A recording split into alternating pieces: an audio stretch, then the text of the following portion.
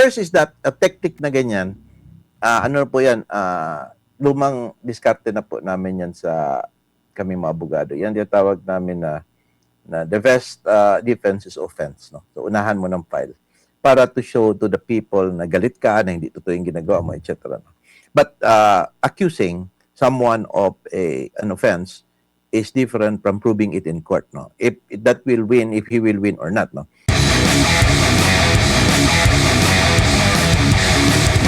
Attorney, nag-file po ng kaso ang si Senador Erwin Erwin Gatchalian. Tulfo. Erwin Tulfo, pareha kasing Win. Erwin Tulfo laban dito sa ilang Marines. Nakasaad dito, meron tayong kopya ng kanyang affidavit. At ito ay yung factual background niya, minention niya dito yung last June 4 na pagdinig dyan po sa Senado. Meron ba silang immunity kung ano yung nagsasabi doon, yung mga resource person na kung meron silang mga attorney? Yes, I believe so. Because as I said, first is that a technique na ganyan, ano po yan, lumang diskarte na po namin yan sa kami mga abogado. Yan yung tawag namin na the best defense is offense. No? So unahan mo ng file para to show to the people na galit ka, na hindi totoo yung ginagawa mo, etc. No? But accusing someone of an offense is different from proving it in court. No? If that will win, if he will win or not. No? Second is that meron po silang parliamentary immunity noon. Because, take a look, Admar, ha? Sino ba ang last touch na may legality talaga, na may semblance of authority talaga? Ang camp ni Alan Peter Cayetano. Dahil ako line 13 noong dumating si Bato de la Rosa. Klaro tayo niyan. There's no question. Hindi yan tinatanong. Now, ngayon, kiniklaim nila na sila na ngayon ang bagong majority by declaring the quorum of 12 of 22. Diba? So, ibig sabihin, they are now asserting authority over this Senate. They are now the new Senate majority, and lahat ng mga committees, kanya na daw, kay Tulfo na, etc. Now, klaro po, he who asserts authority over a questionable manner or means on how he attained it should seek judicial confirmation. Hindi nga si Alan Peter Cayetano ang dapat magtanong through quo warranto. Because, in the first place, last touch sila is, yung totoo, legit sila na authority. Sila yung nagkiklaim using the 22, di 22 quorum, 22 basis ng senators, sila po ang mag-a-assert yan. Kaya nga, if they will shortcut na naman by saying na file kami dahil walang parliamentary authority, questionable pa nga yung kanyang paggawa ng 22 pag-quorum ng 12.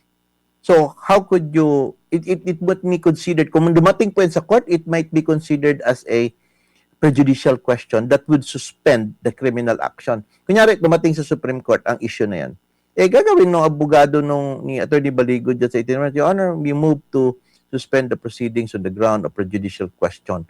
The determination of which before the Supreme Court right now is dependent on the outcome of this case, because if the Supreme Court says is valid po, invalid yung kanila, then therefore, covered ang parliamentary immunity nitong Marines. Second, the element of good faith and performance in the public performance of their function. No?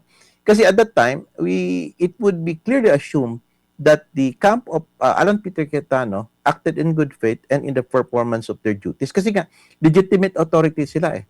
Tapos sinisira ng isang grupo claiming new authority based on a flawed manner of getting it and in violation of the Constitution. So, between the two, sino ang paniwalaan mo? Ang public, hati. Sino ang dapat umakyat sa Supreme Court para tanungin kung sino tama? Ito po nag-a-assert. Kasi sila po yung kumukuha ng power. They're the ones getting the power. That's my 2 cents worth of opinion. Opo, bago lang sa pagpapatuloy, attorney, time check lang Yes, muna sir. tayo. 4:59 na po ng hapon, ang oras na itihatid sa atin ng Goldmine Farm to Market franchise. Kung gusto niyo po maging rice distributor sa mga wholesaler, retailer at consumer, subukan niyo na po ang Goldmine Farm to Market franchise. Naka-flash po sa inyong mga screen ang kanila pong contact numbers, o di kayo tawagan sila or kontakin sila sa kanilang official Facebook page. Attorney, dito naman sir. po sa mga nababalitaan natin, nababasa rin natin na magsabot-sabot na lang sila. Pwede ba 'yon? Na mag-uusap-usap na lang sila? May dalawang leader o ganyan, dalawang faction. Pwede ba 'yon, sir? Well, actually, sabi ni Alan Peter Cayetano, which I appreciate his gestures, no?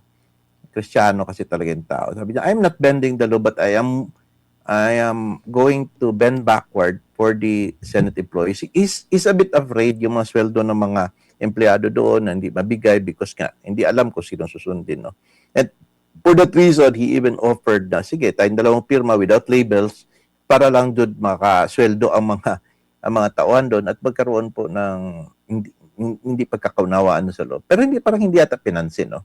So, it was a gesture na just to, for the meantime, just to, yung mga basic services sa sunod ng Senate, yung mga sweldo ng empleyado, magtuloy lang, no? Kasi sabi niya, hirap naman, punta naman tayo sa land bank, papalitan na naman, etc. Marami siya, mga signatories daw. Tapos di ba? So, he was giving that gesture para usap tayo para ganito. But nevertheless, I think with the issue as to who will be the Senate President, sabi niya, wala akong problema. Kung makuha ng 13, kanila yon. Pero ang isapan, yung nangyari, na pag-declare nyo na 20, na binaba ninyo into 22, meron bang basihan? At ang pag-claim nyo ng Blue Ribbon Committee, may basihan ba? Tapos yung pag-conduct namin ng hearing, ng Camp de la Cayetano, legal ba yun? Yun ang naman naiiwan na issue. Kasi later on, pagdating sa July, suppose, based doon sa ating naririnig sa mga Marites groups na may lilipat daw, allegedly si Joel Villanueva and 2 more, no? It doesn't matter anymore. Kaya as I said, nakuha na natin nila. Ang gusto nilang mangyari is yung ang nakapakinggan ang mga salita ng 18 ex-soldiers. Opo. Sino po ang magko-question, pwede mag-question ito sa Korte Suprema, mga attorney? Ang akin, sir, is who asserts power or the person grabbing that power sa pamamaraan na questionable. Yun po ang dapat manghingi ng judicial confirmation, which is the camp of Gatchalian. Kasi questionable talaga ang kanilang you cannot rely on public opinions, you cannot rely from your allies, you cannot rely from the Malacanang affirmation na kayo na ang bago at yung sa lower house, because these are all your allies, no? They are all partial. You cannot rely on the IBP statement because it is a national organization that is partisan. It is just an opinion. It carries no bearing, no? You cannot rely on the allegedly statement of these former deans or lawyers and everything. Tsaka mas meron pang church group, no? Because these are all their opinions. The final arbiter is the Supreme Court. Sino po ang dapat pumanta at magtanong? Yung pong kumukuha ng power, yun pong nagkiklaim na amin na ang Senate majority. Sila, Gatchalian po na kampo.